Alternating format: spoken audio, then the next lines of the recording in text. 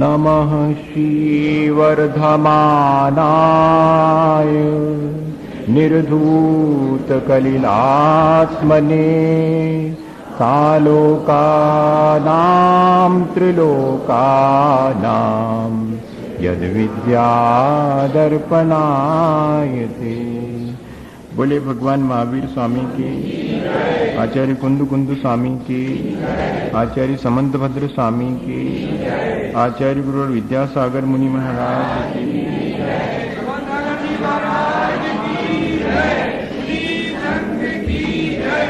ये रत्नकरंडक श्रावकाचार आचार्य समंतभद्र स्वामी का अपन पढ़ रहे हैं।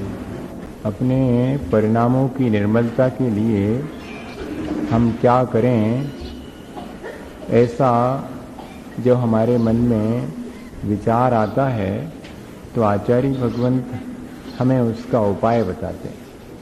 वही उपाय हम पिछले कई दिनों से सीख रहे हैं कि श्रद्धा पूर्वक यदि हम पवित्र आचरण करें तो हमारे परिणामों में निर्मलता आती है, या ऐसा कहें कि परिणामों में निर्मलता आती है तो हमारा आचरण धीरे धीरे पवित्र होता चला जाता है। श्रद्धा कैसे आती है, कैसे हम सच्चे देवगुरु शास्त्र के प्रति अपनी श्रद्धा करें, तो इसके बारे में तो सिर्फ इतना ही है कि संसार के सुखों को छोड़ करके और भगवान के चरणों में अपना मन लगाना, उनके प्रति अनुराग रखना, उनके स्वरूप को जानना, ये सब प्रयास जो हम बाहर से कर सकते हैं वो हम करें। पर इस सब के बाद भी हमारे अपने जीवन में श्रद्धा किस दिन आएगी हम स्वयं भी नहीं जान सकते हैं। जो कर्मों की क्षय से उपशम और उपशम से होने वाली आत्मा की निर्मल अवस्था है, वो तो हमारे बाह्य पुरुषार्थ से ज़्यादा सरोकार नहीं रखती है, वो तो अंतरंग की बात है। पर फिर भी बाह्य में हमें सच्चे देवगुरु शास्त्र का सानिध्य तो लेना ही पड़ेगा, और सानिध्य अकेले से नहीं होगा। सानिध्य के अलावा हमें उनके प्रति, उनके गुणों के प्रति, जब उनके प्रति कहते हैं तो यहाँ आशय यही है कि उनके गुणों के प्रति हमारा अनुराग होना चाहिए, हमारे अंदर उनके प्रति भक्ति भाव होना चाहिए, और वो भी परमार्थ भूत होना चाहिए। स्वार्थ से समन्वित जो श्रद्धा है वो हमारे जीवन को पवित्र नहीं करती। ऐसी श्रद्धा तो हम कई बार कर चुके सच्चे देवगुरु शास्त्र पर, जिससे कि हमारा स्वार्थ सदता है। हम मंदिर जाएंगे तो हमारा ये काम हो जाएगा, हम गुरुओं के पास जाएंगे तो उनसे हमें ये काम हमारा संसार का हो जाएगा, शास्त्र पढ़ेंगे तो 4 लोगों के बीच में वाहवाही मिलेगी कि हाँ भैया को बहुत ज्ञान है। ऐसा तो हमने कई बार ख्याति पूजा लाभ के लिए कई बार हमने सच्चे देवगुरु शास्त्र का आलंबन लिया है, लेकिन उस आलंबन से परिणामों में निर्मलता अभी तक नहीं आई। कहते अब ऐसा हम सच्चे देवगुरु शास्त्र का सानिध्य प्राप्त करें जिससे कि हमारा परमार्थ सदे, और जैसे ही हमारी परमार्थ की दृष्टि होगी हमारे जीवन में जरूर से निर्मलता आएगी, और परिणामों की निर्मलता ही धर्म है। ये बात हम पिछले कई दिनों से लगातार समझ रहे हैं। अब धीरे धीरे हमारे आचरण में हमने पापों का त्याग किया, पापों का त्याग करके और अपनी मर्यादा बना ली कि मर्यादा के भीतर भी जो हमसे पाप हो जाते हैं, अनावश्यक पाप हो जाते हैं, प्रयोजनहीन हैं, उन पापों को भी छोड़ दें, और जो जितना प्रयोजनभूत है उसमें भी हम सीमा निर्धारित कर लें। भोजन किसको आवश्यक नहीं है भैया, वस्त्र किसको आवश्यक नहीं है, हैं तो ठीक है रहो, लेकिन कितनी सीमा में रहो। भोजन करना है तो 24 घंटे थोड़ी किया जाएगा, वस्त्र पहनना तो एक बार में ये कहीं पहने जाएंगे, धल लो चाहे 1000, आकुलता चाहे कितनों की कर लो, लेकिन पहन तो एक बार में एक ही पाओगे, और उतारते ही पहनत रहो तो दिन भर निकल जाए।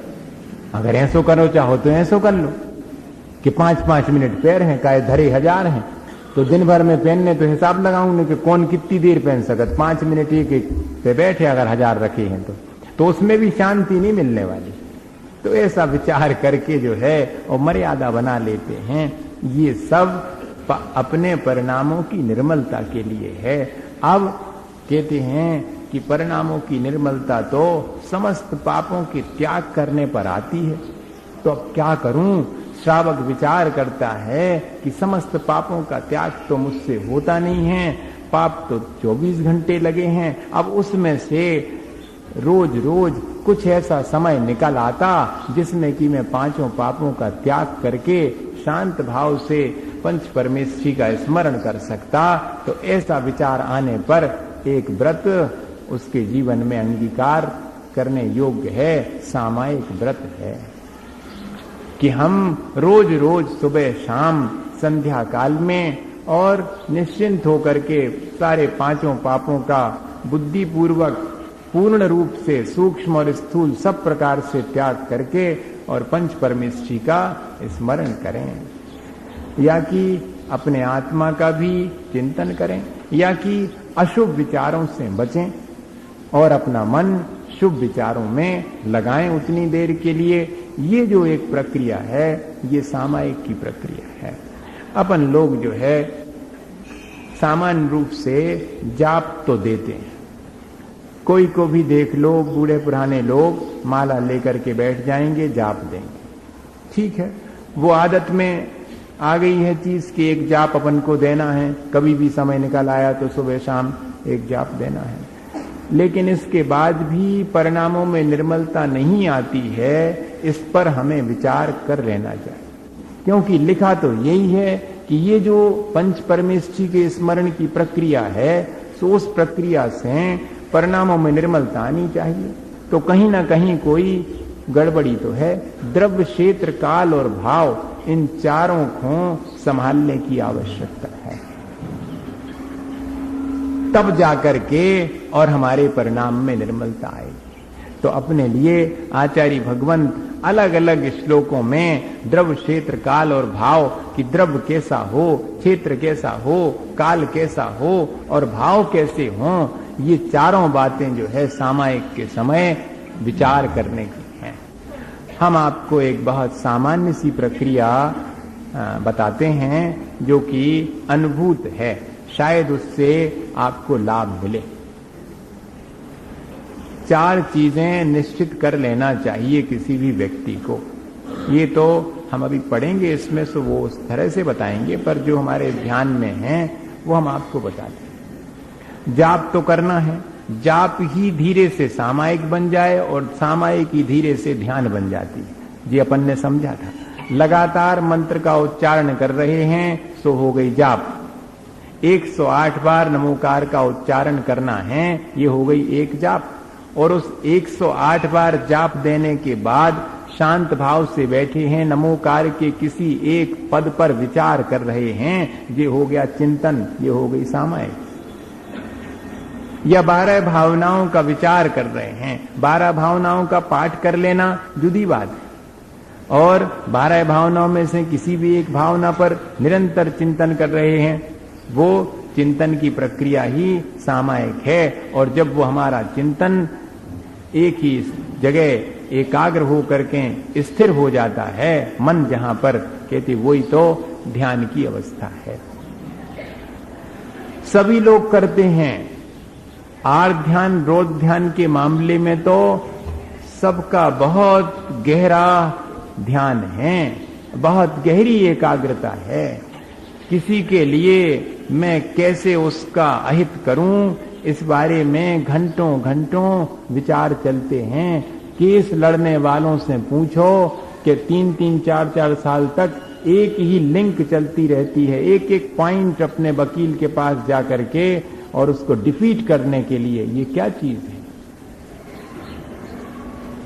ये आर्ध ध्यान, रौद्र ध्यान तो हमको बहुत आता है, लेकिन धर्म ध्यान के लिए अपने को मुश्किल जाती है। 10 मिनट भी ध्यान उधर नहीं लगता और कहीं का कहीं चला जाता है। संस्कार जिस चीज के प्रबल हैं वही 3 बातें आवश्यक हैं। सबसे पहला रुचि होना चाहिए, दूसरी चीज निरंतरता होनी चाहिए, कंटिन्यूटी। आज कर लो, अब हमसे होते ही नहीं है, मन ही नहीं लगा तो नहीं करो, नहीं लगता फिर भी करेंगे, रोज करेंगे। क्यों नहीं लगता है? अभी 1 बार करते थे, अब 3 बार करेंगे। अभ्यास आवश्यक है। और तीसरी बात विरक्ति। उतने समय के लिए अन्य सब बातों को मैं छोड़ देता हूं। 10 मिनट बाद मुझे और सब करना है या 10 मिनट पहले मैं सब कुछ कर चुका हूं, पर ये जो 10 मिनट में ध्यान की प्रक्रिया शुरू या सामायिक कर रहा हूं, उस समय मुझे विरक्त होना है सब चीजों से। ये 3 बातें तो मुख्य ध्यान में रखने की हैं। और जिसको भी जाप या सामायिक या ध्यान करना हो, उसके लिए अलग प्रक्रिया मैं आपसे कहूं कि 4 बातें निश्चित कर लेना। सबसे पहले फिक्सेशन ऑफ प्लेस, एक निश्चित जगह जहां कि आप रोज बैठेंगे, ताकि वो वातावरण चार्ज हो जाए, आपकी भावनाओं से वो वातावरण पवित्र हो जाएगा। फिर आप रोज वहां जाएंगे तो उस स्थान पर पहुंचते ही आपको लगेगा कि अरे ये स्थान तो सामायिक का है, इस स्थान पर कोई अशुभ विचार मुझे नहीं आना चाहिए। जैसे मंदिर में आते हैं तो अपने आप क्षेत्र शुद्ध होने से परिणामों में भी निर्मलता आने में आसानी होती है। तो इस तरह अपने घर में ही अगर अपने को सामायिक करनी, तो वहां भी एक कोई कोना निश्चित होना चाहिए कि यहां बैठ करके मैं सामायिक रोज करूंगा। तो fixation of place, fixation of time, एक निश्चित समय पर करूंगा। कभी कभी ऐसा नहीं, एक निश्चित समय 7 बजे करूंगा तो ठीक 7 बजे। आप आश्चर्य करेंगे कि 5 मिनट पहले आपको कोई भीतर कहना शुरू करेगा कि बस तो नहीं गए साथ, बस तो नहीं गए साथ। एक बायोलॉजिकल क्लॉक बन जाती है, जैसे भोजन का समय, सोने का समय, सब समय निर्धारित होते हैं। और जैसे ही उतना समय हुआ और भूख लगने की भूख लगाई, 10 बज गए, अब 11 बज गए, सोने का समय हो गया, नींद आने लगी।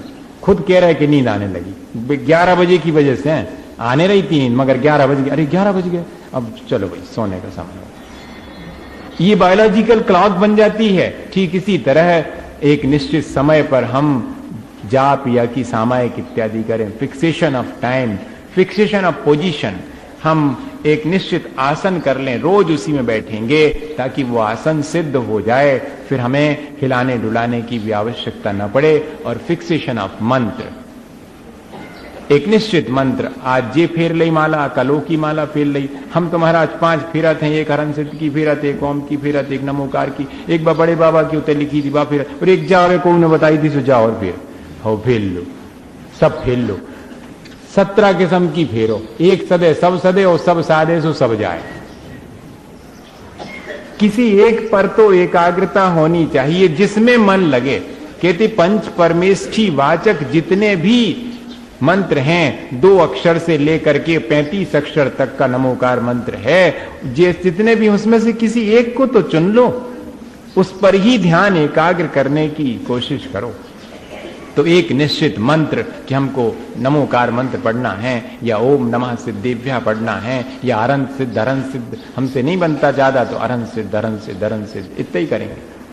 असी औसा नमा ये करेंगे। जो भी आपको एक निश्चित, तो एक निश्चित मंत्र, और फिर अब एक निश्चित स्थान पर, एक निश्चित समय में, एक निश्चित पोजीशन में बैठ गए शांत भाव से।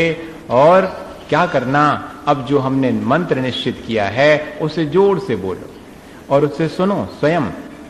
शुरू के अभ्यास में तो ऐसे ही करना पड़ेगा। माला लेके बैठ गए तो 10-15 तो गुरिया ठीक खिसक हैं, ओके बाद गुरिया तो खिसक हैं, मन और खिसक जे, मन भी खिसक जाता 10-15 गुरिया के बाद, क्योंकि अभ्यास नहीं है।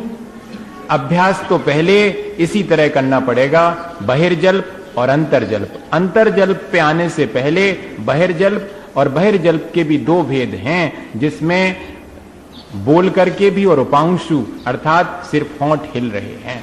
तो सबसे पहले जो भी आपने मंत्र फिक्स किया है, नमो अरहंताणम, तो नमो अरहंताणम इतने जोर से बोलें कि अपने आपको सुनाई पड़े, आजू बाजू सुनाई ना पड़े, सिर्फ अपने को सुनाई पड़े। और ऐसा अनुभव करें कि जैसे कोई हमारे लिए मंत्र बोल रहा है, मैं सुन रहा हूं, जबकि मैं ही बोल रहा हूं, मैं ही सुन रहा हूं। ध्यान उस पर एकाग्र हो जाए, आवाज पर। संख्या गिनने की चेष्टा नहीं करना कि कितने बार हो गया, हम तो सिर्फ जो ध्वनि है उस पर ध्यान दे रहे हैं। फिर उसके बाद ध्वनि भी नहीं है, सिर्फ होंठ हिले हैं और नमोकार बोल दिया, लेकिन अभी भी ध्वनि की कल्पना कि पहले जैसी बोली थी वैसी ही ऐसा लग रहा है कि ध्वनि आ रही। फिर होंठ भी नहीं हिले, मन में नमोकार बोल लिया, फिर जोर से, फिर होंठों में, फिर मन में, फिर जोर से, और ये एक साइकिल शुरू हो गया। तीन मंत्र इस तरह हो गए, 3 बार हो गए तो 9 हो गए, गिनने की भी आवश्यकता नहीं है। और बार 36 बार हो गए तो 108 जाप हो गई। आप आश्चर्य करेंगे कि बिना गिने जो है और 108 पूरे हो गए, और आपको ना हाथ चलाना पड़ा और ना आपको कोई ज्यादा भी श्रम करना पड़ा। इस तरह अगर करें तो धीरे धीरे 2, 4, 8 दिन के अंदर ही मन जो है उस मंत्र के साथ रमने लगेगा। फिर आप चाहे जैसी जगह जहां बैठ करके भी करें तो 5 मिनट के अंदर आसानी से आप अपनी जाप और पूरे निर्मल परिणामों के साथ कर पाएंगे। मन में किसी प्रकार का कोई और विकल्प आने की संभावना ही नहीं है, क्योंकि हम इतने अधिक उस प्रक्रिया में व्यस्त हो गए हैं कि अब हमें और दूसरी तरफ मन को जाने की फुर्सत ही नहीं है। ये एंगेजमेंट है, मन को कहीं एक जगह स्थिर करने की प्रक्रिया करें तो कर सकते हैं। सामान्यतः जो है संसार के कामों में तो ऐसा बहुत करते हैं, इससे पूछो जो दुकानदारी करते हैं उनको मालूम, संध्या हो गई, अब कितने पैसा आए, तो पैसा गिनने से सबके सामने थोड़ी गिना, तनक वो गिरा दो, पट तो गिरा दो, सामने को थोड़ा अटकाई दो, किवाड़ अटका दो। जी किवाड़ अटकाना और सब बंद करना, जी क्या है? अटेंशन। ये अटेंशन है, ये सबसे विमुख होने की प्रक्रिया है। अब अपनी तरफ जाना है, रुपया गिनने हैं, सो बाकी सब दुनिया से हाथ जोड़ लो। अब कोई नहीं आओ जी, नहीं देखो हमारे, जब तक आ रहे थे जब तक सब आओ, अब हम गिन रहे, अब नहीं आओ को। तो इसी तरह से अब हम मंत्र पढ़ना शुरू कर रहे हैं, अब कोई नहीं आओ, बाहर के समस्त विचार जो है हटा दिए। ये अटेंशन की प्रक्रिया, इसी को योग वाले रिलैक्सेशन बोलते हैं कि जरा रिलैक्स होइएगा, सबसे जरा विमुख होइएगा और शांत होने की चेष्टा करिए। शरीर को, मन को और वाणी को विश्राम दीजिएगा। तो पैसा जो है जब गिनना शुरू, और उसके बाद अब 5-5 के नोट, 5-5 में 10-10 के, 10-10 में 100-100 के, कबोंगे सो नहीं भाव कि 5 बारी में 100 को चलोगा हो धोखे से, बड़ा कंसंट्रेशन रहता।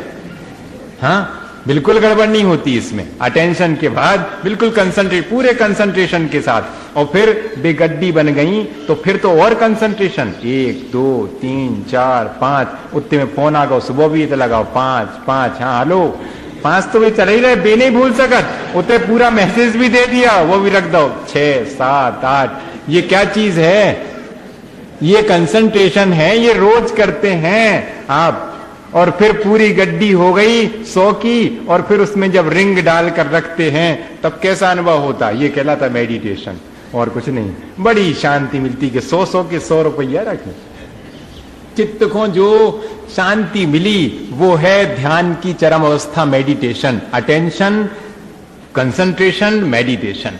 एक क्षण के लिए अनुभूति होती है, जब हमारे परिणाम शांत हो जाते हैं तब वो है वास्तविक अवस्था, वहां तक पहुंचना। ये तो अपन रोजमर्रा के जीवन में ऐसा कर लेते हैं। ऐसे ही जो है अगर थोड़ी सी प्रयत्न करें तो धर्म के क्षेत्र में भी ऐसा ही सामायिक इत्यादि के समय फिर ये शिकायत नहीं होगी कि हमारा मन भटक जाता है या अशुभ में चला जाता है। नहीं, हमारा अभ्यास कम है। हमें इस तरह का अगर अभ्यास करेंगे तो बहुत आसानी से सामायिक इत्यादि भी जो मन को निर्मल करने की चीज है। मुझे आश्चर्य होता है, मैं अभी एक किताब पढ़ रहा था, उसमें यही बात लिखी थी कि वर्षों सामायिक करने वाला भी दूसरे के बारे में अशुभ विचार करता है, तो उसकी उस सामायिक का मतलब क्या हो?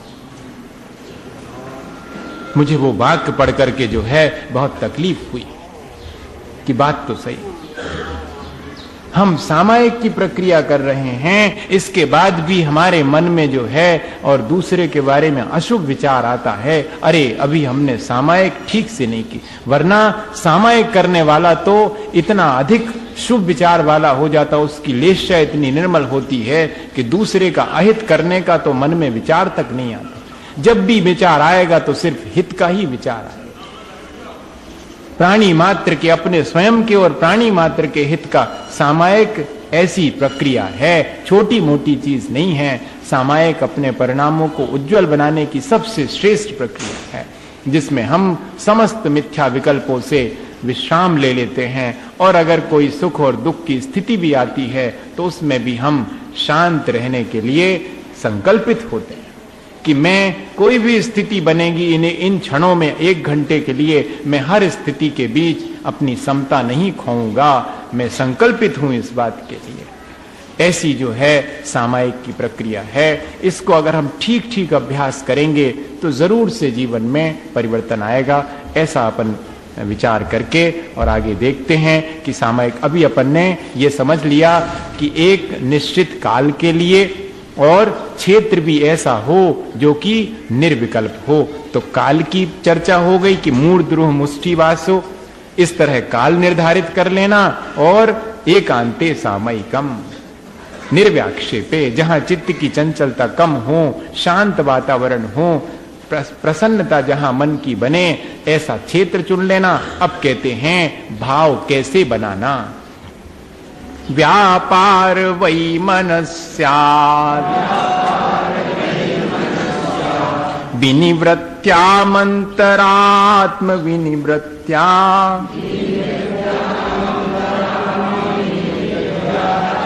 इसमें से दा इस तरफ बोलना और वी इस तरफ बोलना। द्वि लिखा ना, तो द्वि में दा इस तरफ और बी इस तरफ। सामयिकम बधनीया दुपवासे चैक भुक्तेवा, व्यापार वै मनस्यात् विनिवृत्त्या मंतरात्म विनिवृत्त्या, सामयिकम वधनीया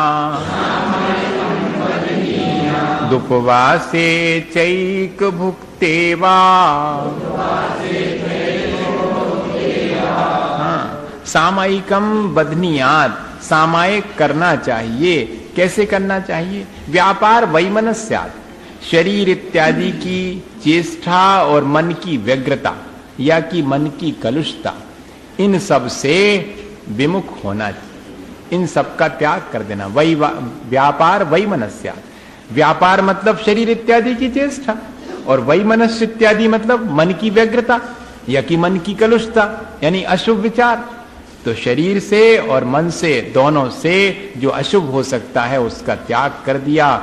विनिवृत्त्या, और इन सब से निवृत्त होकर के अंतरात्म विनिवृत्त्या, और मानसिक विकल्पों की विशिष्ट निवृत्ति पूर्वक। मन की व्यग्रता तो छोड़ दी, लेकिन मन में और भी विभिन्न प्रकार के विकल्प, इनका भी त्याग कर देना। ऐसी, और किस दिन करें? तो कहती उपवासे चैक, एक भुक्ते वा, उपवास के दिन या कि एक आसन के दिन, तो और विशेष प्रकार से सामायिक हो सकती है। देखो कितनी बातें इसमें आ गईं। ये भावों की संभाल के लिए कह रहे हैं। वहां पर पहले कह दिया काल संभालना, क्षेत्र संभालना। अब भाव कैसे संभालेंगे? तो कहते सामायिक के समय शरीर क्यों हिलडुल जाता है? मन में कोई ना कोई व्यग्रता होगी, तब तो शरीर हिल गया। तो कहते शरीर की सारी चेष्टाएं बंद कर दो और मन की व्यग्रता को भी कम करो। मन चंचल नहीं होना चाहिए। चंचल मन के द्वारा हम स्थिरता थोड़ी ला सकते हैं। अभी मन में नाना विकल्प उठ रहे हैं, वो अलग चीज है, लेकिन मन जो है कम से कम व्यग्र तो ना हो। प्रसन्न धिया लिखा है, प्रसन्न मन के साथ में कोई व्यग्रता नहीं है कि अरे अब जो 10 मिनट जो है मुझे ये करना है, नहीं तो और भी काम डले थे वो करना थे, जरूरी थे। ऐसी व्यग्रता नहीं, और किसी चीज के लिए व्यग्र नहीं होना चाहिए मन, या कि उसमें कलुषता नहीं होना चाहिए। और वचन के लिए भी, व्यापार से अपन वचन भी ले सकते हैं, वचन व्यापार भी नहीं होना चाहिए, और शरीर का व्यापार भी। व्यापार मतलब उद्यम, शरीर से कोई उद्यम नहीं करना, वचन का कोई विशेष उद्यम नहीं करना, और मन की वैमनस्य अर्थात मन में अपन उसको वैमनस्य को क्या शब्द दें, उदासीनता नहीं होना चाहिए या कलुषता नहीं होना चाहिए। माने बड़ी बेगार जैसा समझ करके सामायिक नहीं करना, सीधी सीधी बात। बहुत प्रसन्न चित्त होकर के, और कहते विनिवृत्त्या अंतरात्म विनिवृत्त्या, इन सबसे तो निवृत्त हो ही, और मन में जो और अशुभ विकल्प आ रहे हैं उन अशुभ विकल्पों से भी रहित होकर उपवास के दिन या एक आसन के दिन विशेष रूप से व्यक्ति सामायिक करे तो भावों की शुद्धि ज्यादा होगी। उपवास में, उपवास का अर्थ तो यही लिखा हुआ है अपने यहां पर, कषायों की निवृत्ति होना ही उपवास है। अपने समीप रहना, भोजन की तरफ नहीं जाना, या कि संसार के अन्न आरंभ इत्यादि कार्यों में मन का नहीं जाना, उसको कहते उपवास। अकेले 4 प्रकार के भोजन छोड़ने का नाम उपवास नहीं है। 4 प्रकार का भोजन छोड़ करके अपने आत्मा की तरफ दृष्टि देना, ये उपवास की पूरी परिभाषा है। और दूसरा जो अपन घर गृहस्थी के काम करते हुए उपवास करते, उसको अनुपवास कहलाता है। अभी परिभाषा हम पढ़ रहे थे तो उसमें लिखा कि जो 4 प्रकार के भोजन का त्याग करके और घर गृहस्थी का काम भी हम करते हैं, वो तो अनुपवास कहलाता है।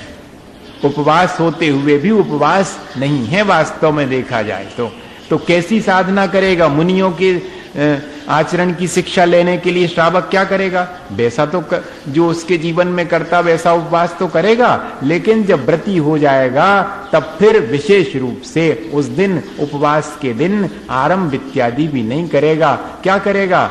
शांत भाव से सामायिक में अधिक से अधिक समय लगाएगा। इसी दृष्टि से लिख दिया कि उपवास के दिन सामायिक की वृद्धि अगर किसी को करनी है तो सामायिक की वृद्धि निर्विकल्प है। भोजन ही नहीं करना, आज तो एक टाइम करना है तो एक टाइम कर लिया। उस माने रात्रि भोजन इत्यादि का जो त्याग है वो उसका मकसद क्या है? निर्विकल्पता है उसका मकसद।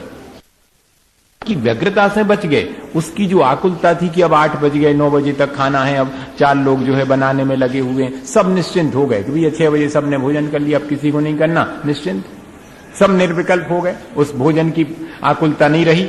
इसलिए रात्रि भोजन जो है छोड़ने का विचार इसलिए किया जाता। कोई भी एक बार भोजन किया तो एक बार भोजन, दूसरे बार भोजन का विकल्प नहीं रहा। देखो आपकी स्थिरता बहुत कम रहती है, आज मुझे कहना पड़ रहा है, और मुझे जो है अस्थिरता हो जाती है इस तरह आजू बाजू में और चर्चा विस्तार लेने से। ऊंची जगह बैठ करके और इस तरह की बात नहीं होनी चाहिए। चलो खैर, बहुत दिन से जो है मन में विकल्प हो जाता था, आज वो संभल नहीं पाया। तो मैं आपसे कह रहा था कि उपवास या एक आसन के दिन अपन जो है आहार इत्यादि के विकल्प से और मुक्त हो जाते हैं। आहार इत्यादि का विकल्प भी समाप्त हो गया तो उससे हमारे परिणामों को एकाग्र होने में और ज्यादा समय मिल जाता है। इस दृष्टि से आचार्य भगवंतों ने लिखा कि सामायिक उपवास या एकासन के दिन और अधिक मात्रा में बढ़ानी चाहिए। इस प्रकार के भावों से सामायिक की जाती। ये भाव की अपेक्षा हो गया। अब द्रव्य कैसा होगा, एक और श्लोक में द्रव्य की बात भी इसी श्लोक में है, द्रव्य का वर्णन करेंगे। सामयिकम प्रतिदिवसम, माँ में आ की मात्रा लगा के नहीं बोलो। सामयिकम प्रतिदिवसम यथावदप्यनलसेन चेतव्यम व्रत पंचक परिपूर्णम कारणमवधान युक्तेन सामयिकम प्रतिदिवसम यथावदप्यनलसेन चेतव्यम व्रत पंचक परिपूर्णम कारणमवधान युक्तेन।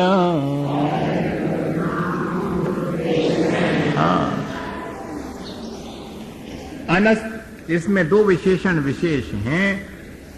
अनलसेन, आलस को छोड़ करके। अक्सर जो है आलस शरीरगत आ ही जाती है। जब सामायिक इत्यादि करते हैं तो अधिकांश लोगों को थोड़ी देर तक तो ठीक चलता है, उसके बाद आलस आने लगती। आचार्य भगवंत इस बात को जानते थे, इसलिए उनने पहले से कह दिया कि संभव है, कोई बात नहीं है, संस्कार होने की वजह से कोई वो नहीं कह रहे हैं, पहले से सजग कर दे रहे हैं कि देखो इस प्रक्रिया के दौरान आपके लिए आलस आ सकती है, तो आलस न आवे इस बात का उपाय करना। अनलसेन, आलस से रहित होकर, और अवधान युक्तेन, ये दो विशेषण हैं सामायिक के। आलस न होवे और अवधान युक्तेन अर्थात चित्त की एकाग्रता बनी रहे, चित्त जो है भटके नहीं, अगर जाने भी लगे तो उसे पुनः एक जगह स्थिर करने की चेष्टा करना, ये दोनों विशेषण है। आलस ना आवे और चित्त एकाग्र बना रहे। देखो चित्त तो एकाग्र सोने वाले का भी रहता, सो गए अपने आराम से, अब कहा तो कहती नहीं, आलस रहित सजग भी हैं और सावधान भी हैं, जागृत भी हैं और अपने परिणामों को एक जगह स्थिर भी रखे हैं। दोनों चीजें मैं हमेशा कहता हूं, प्रबुद्ध और शांत होना बहुत कठिन बात। व्यक्ति प्रबुद्ध हो और शांत हो, बुद्धू हो शांत रह सकता है, लेकिन ज्ञान अगर उसके पास है वो शांत नहीं बैठने देता, अधजल गगरी छलकत जाए। बहुत डेप्थ में अगर उसकी नॉलेज होगी, बहुत डीप स्टडी होगी तो उतने ही शांत होगा, वरना प्रबुद्ध और शांत दोनों चीज एक साथ नहीं होगी। शांत है तो प्रबुद्ध नहीं होगा, प्रबुद्ध है तो शांत नहीं होगा, और दोनों का यहां पर दोनों विशेषण दिए हैं। आलस से रहित है, सजग है एकदम, लेकिन सजगता के साथ, सजग तो बहुत लोग रहते हैं लेकिन सावधान है, हमारे परिणाम अस्थिर ना हो इस बात की सावधानी है। और शरीर बिल्कुल सजग, शरीर में कहीं कोई आलस नहीं है, और मन भी जो है दोनों को संभाल रहे हैं। शरीर को विश्राम नहीं देना है और मन को जो है एक जगह विश्राम दे देना है। देखो तो शरीर को तो विश्राम नहीं दे रहे हैं, शरीर तो सजग है, और मन को विश्राम दे दो। अवधान युक्तेन, मन बिल्कुल एक जगह स्थिर है, एकाग्र है। व्रत पंचक परिपूर्णम, कहते हिंसा आदि 5 व्रतों की पूर्ति का अगर कोई कारण है तो वो सामायिक ही है, और ऐसी सामायिक प्रतिदिवसम यथावत, जैसी विधि बताई है सामायिक की वैसी विधि के साथ सामायिक करनी चाहिए। ये द्रव्य की अपेक्षा वर्णन कर दिया। कैसा होना चाहिए अपना शरीर, आलस से रहित होना चाहिए। कैसा होना चाहिए मन एकाग्र होना चाहिए। तभी जो है हम रोज सामायिक कर पाएंगे, और सामायिक से क्या होगा, 5 व्रत निर्दोष हो जाएंगे। व्रतों में लगने वाले, श्रावक और साधु के लिए लिखा हुआ है कि अगर साधु के व्रतों में कोई दोष लगता है तो कैसे निर्मल करे, कहते सामायिक के द्वारा निर्मल करे। श्रावक दिन भर के पाप से मुक्त होने के लिए क्या करे, ठाट बाट से भगवान की पूजा करे, वही उसकी सामायिक। ये भी लिखा, क्योंकि सामायिक में हो सकता है उतनी एकाग्रता न हो पाए श्रावक के, उसकी पूजा में ज्यादा एकाग्रता हो सकती। खूब ठाट बाट से एकाग्र होकर के गा बजा करके भगवान की पूजा कर रहा, वो एकाग्रता हो गई। इसलिए कहीं कहीं पर उपासना अध्ययन इत्यादि में पूजा को भी सामायिक कहा है, पूजा को भी ध्यान कहा है, कि पूजा भी एक तरह का ध्यान है, क्योंकि हमारे परिणामों की एकाग्रता है और कोई आलस का सवाल नहीं है। अच्छे उससे जो है कर रहे हैं, पूरे मन लगा करके घंटे भर तक पूजा करी। तो इस तरह श्रावक को अपने 5 व्रतों की पूर्ति के लिए सामायिक करनी चाहिए। और सामायिक कैसे करनी चाहिए, तो कहते आलस रहित होकर के, और चित्त की एकाग्रता। चित्त की एकाग्रता बहुत आवश्यक है। एक छोटी सी घटना आपको बताऊं और बात यहीं पर अपन पूरी करेंगे। द्रव्य क्षेत्र काल भाव 4 प्रकार से सामायिक का वर्णन हुआ, आगे और विस्तार है। अभी तो वो घटना चित्त की एकाग्रता की बात बताएं। अपन को ऐसी एकाग्रता बहुत कम सदती है, संसार के कामों में सद जाती, बस वो यहां नहीं सद पाती। लोग जब हमसे पूछते हैं कि हमारा कंसंट्रेशन नहीं होता, तो हमको कई बार स्वयं आश्चर्य होने लगता है अपने ऊपर ही कि जब अपन पेपर तो सबने दे हुई है, परीक्षा सबने दी होगी, कोई ऐसा नहीं होगा जिसने परीक्षा मैंने पहली ने पढ़ी हो, ऐसा तो कौन ने हुई, तो पढ़ी है और सबने परीक्षा दी। 3 घंटे तक पेपर लिखते समय हमें बताओ कि और दुनिया का किसी चीज का ख्याल आता है?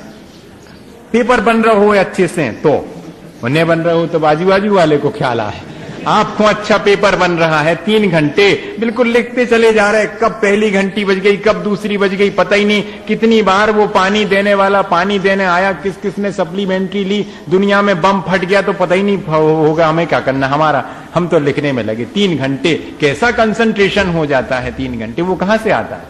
उसका अभ्यास वहां पर तो जीवन दांव पे लगा है ना, 365 दिन की पढ़ाई का मामला है। और यहां पर भी अगर ये ख्याल आ जावे कि जो एक ही दिन ना मिलो आज उभ्याने को मर जावे तो, मगर जी नहीं आता, जी ख्याल नहीं आता। ऐसा अगर मन में आ जावे कि अगर अगले क्षण सांस निकल गई तो क्या कर लूंगा मैं, अभी कर लूं जरा, फिर तो क्या पता मिली कि सामायिक करने की नहीं मिली। एक घटना आती है कि एक मां का बेटा गुम गया, अब वो उसको इधर से उधर मारी मारी फिरती है कि कहां चला गया कहां चला गया, और भागती चली जाती है, रास्ते में जंगल की तरफ ढूंढने के लिए जा रही है। उसी समय कोई व्यक्ति संध्या वंदना करने के लिए अपना कुछ कपड़ा अपड़ा बिछा करके और संध्या वंदना करने बैठा था। उसने तो ध्यान ही नहीं दिया और वो उसी कपड़े के ऊपर से और दौड़ती हुई निकल गई। उस व्यक्ति ने जो कि संध्या वंदना कर रहा था बड़े जोर से आवाज दी, हे तेरे को दिखता नहीं है, मेरा यहाँ पर भगवान के लिए पूजा करने का जो सामान रखा था और ये बिछा हुआ था कपड़ा, तुम उसी के ऊपर से निकल करके, तुम्हें तब ही नहीं दिखता क्या? तो उसने कहा क्षमा करें, मुझे तो अभी इस समय मेरे बेटे के अलावा और कुछ नहीं दिख रहा, आपको जरूर अपने भगवान के अलावा मैं दिख गई।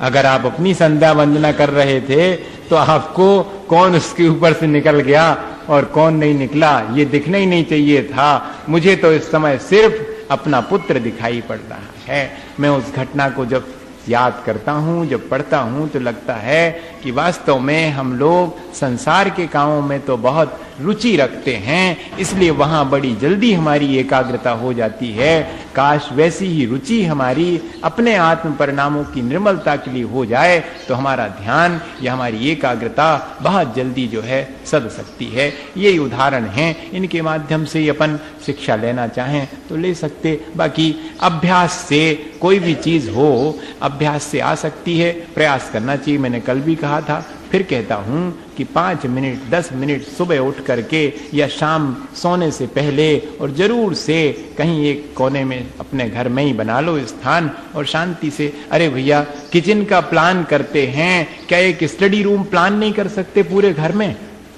अरे किचन प्लान करते हैं, ड्राइंग रूम, ड्रेसिंग रूम, क्या बोलते हैं उसको, और कितनी सारे तो आजकल बनने लगे हैं, सब हम करते हैं, बेडरूम सबको प्लान करते हैं। इंजीनियर से कह देते हैं कि कम से कम जगह में सारा प्लान करना। क्या हम उसको ये नहीं कह सकते कि हमारा स्टडी रूम जिसमें हम ध्यान और अध्ययन चिंतन मनन करेंगे, ये भी हमारा उसमें प्लान करना। अगर एक ऐसी जगह घर में पवित्र हो, देखो मन की खुराक भी होनी चाहिए और शरीर की भी, दोनों पवित्र होना चाहिए। किचन भी उतना ही पवित्र और उतना ही स्टडी रूम जिसमें शांत भाव से 5 मिनट जाकर के वहां बैठेंगे और अपना दिन भर का जो कहना चाहिए पाप अपन ने कमा लिया है दिन भर में, उससे हम अलग हो करके 5 पापों का त्याग करके पंच परमेष्ठी का स्मरण कर सकें। ऐसी सुविधा श्रावक को अपने जीवन में पानी चाहिए। इसी भावना के साथ बोले आचार्य गुरु विद्यासागर मुनि महाराज।